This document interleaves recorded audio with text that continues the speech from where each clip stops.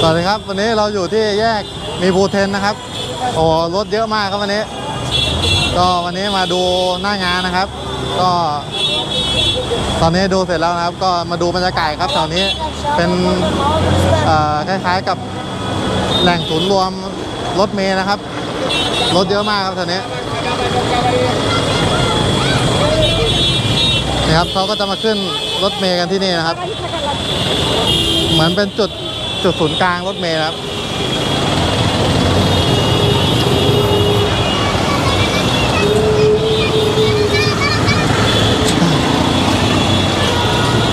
นี่ครับสะพานก็จะแปลกๆนะสะพานกากบาทครับบ้านเขา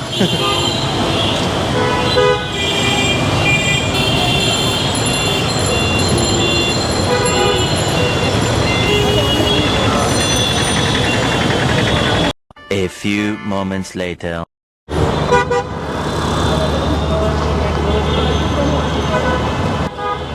ตอนนี้ก็เป็นเวลาพักเที่ยงนะครับเราก็เดี๋ยวเราไปกินข้าวครับข้าวโลคอนกันนะครับก็จะเป็นร้านอาหารของชาวบังคลานะครับ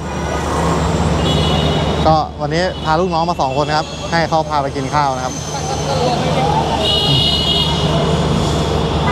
ก็ร้านข้าวก็อยู่กับใกล้ๆกับหน้างานเราเนี่ยครับ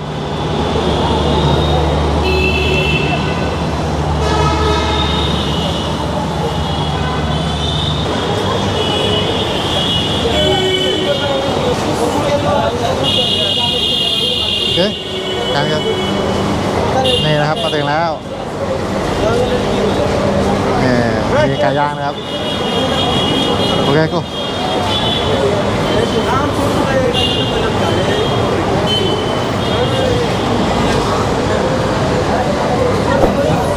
นี่ครับร้านก็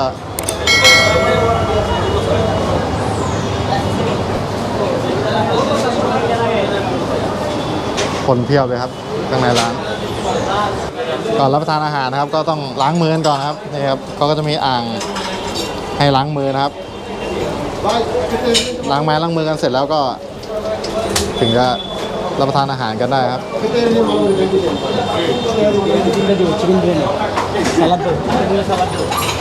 ตอนนี้ก็มาถึงในร้า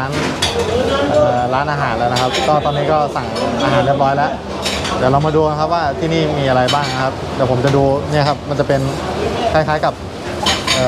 ข้าวราดแกงนะครับ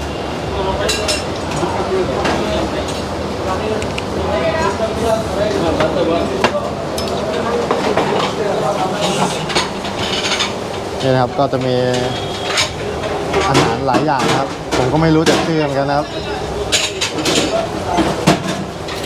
คล้ายๆกับอาหารตามสั่งข้าวราดแกงอะไรประมาณนั้นครับนี่มาแล้วครับอาหารเรา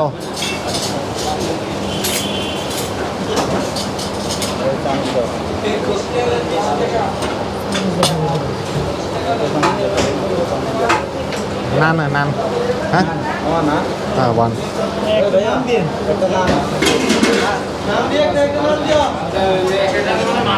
อาหารที่สั่งครับเราก็จะสั่งเป็นชิคเก้นเบียร์นี่นะครับก็เป็นข้าวหมกไก่นะครับก็สั่งมา3 ที่นะครับมา3 คนนี่ครับก็เขาก็จะไม่ใช้ช้อนนะครับเขาจะทานอาหารด้วยมือนะครับแต่ก่อนทานเขาจะล้างมือให้สะอาดก่อนนะครับถึงจะเริ่มทานอาหารก็ได้ครับ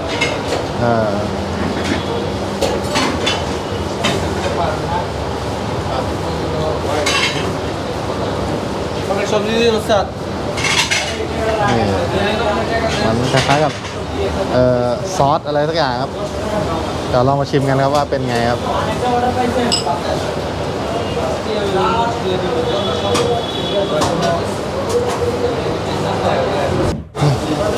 นี่นะครับข้าวเขาก็จะมีไก่หมกอยู่ข้างในครับคล้ายๆกับข้าวหมกไก่บ้านเราครับนี่ครับไก่ชิ้นใหญ่เลยอยู่ข้างในครับแล้วก็จะมีไข่ครับมีไข่อยู่ฟองนึงครับเดี๋ยวเราลองชิมกันครับว่ารสชาติจะเป็นยังไงครับ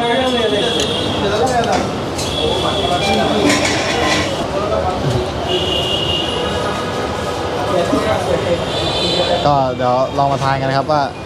อาหารจะเป็นไงครับ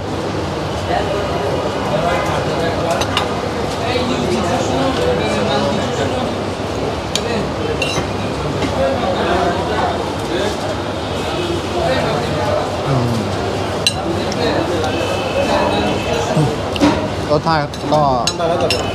ข้าวเขาก็แต่รสชาติมันๆนะครับ ก็มันจะไม่เหมือนกับข้าวหมกไก่บ้านเรานะครับ แต่รสชาติมันจะเหมือนแบบไม่เผ็ดนะครับออกหวานๆมันๆหน่อยคล้ายๆข้าวหมกไก่ครับแต่ผมว่าอร่อยดีครับ লেগেছে আপনার এটা সিনেমাতে আপনার মাংস কাটে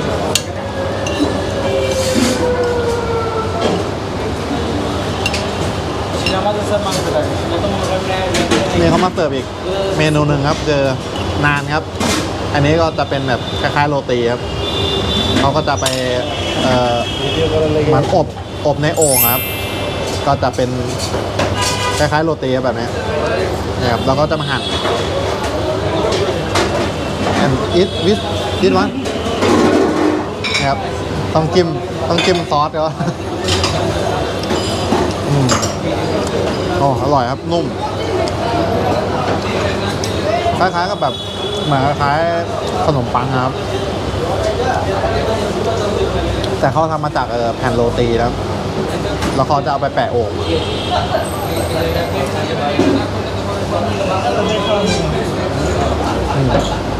อร่อยครับวิธีการกินข้าวของเขาก็จะคล้ายๆกับคนไทยสมัยโบราณครับที่ว่าไม่ใช้ช้อนครับโอเคปุ๊บ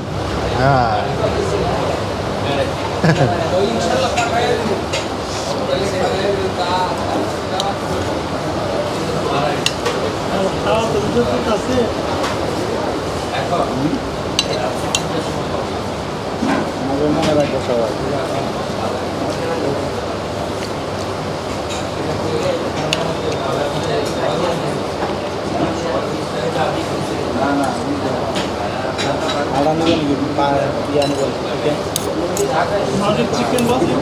ฮะ chicken no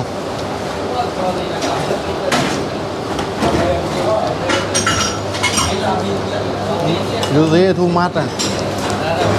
cannot eat all full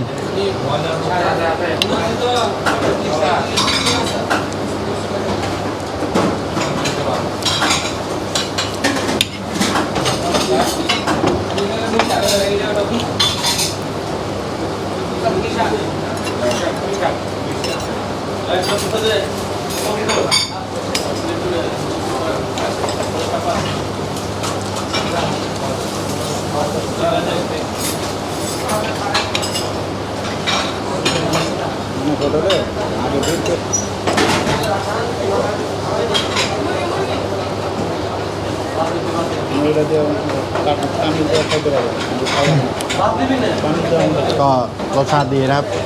แต่ผมต้องขอใช้ช้อนนะครับว่าใช้มือไม่ไหวครับ ไม่เคยทานแบบใช้มือนะครับ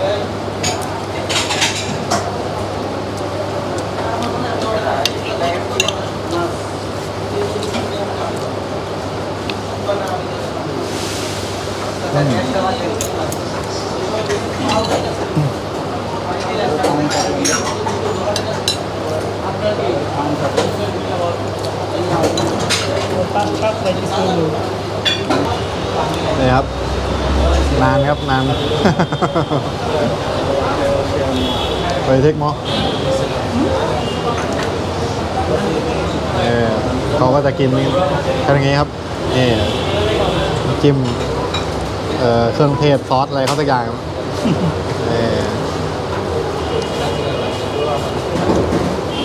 นี่แหละครับแค่นี้เขาก็แฮปปี้แล้วครับ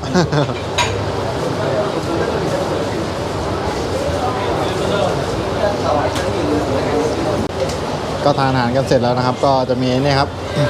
พวกเม็ดผักชีครับกับไมมิ้นนะครับ ก็จะให้ทานเพื่อแบบดับกลิ่นปากนะครับ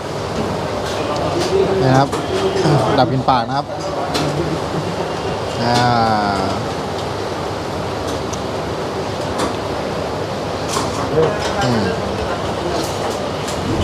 ก็ถือว่าโอเคนะครับอาหารที่นี่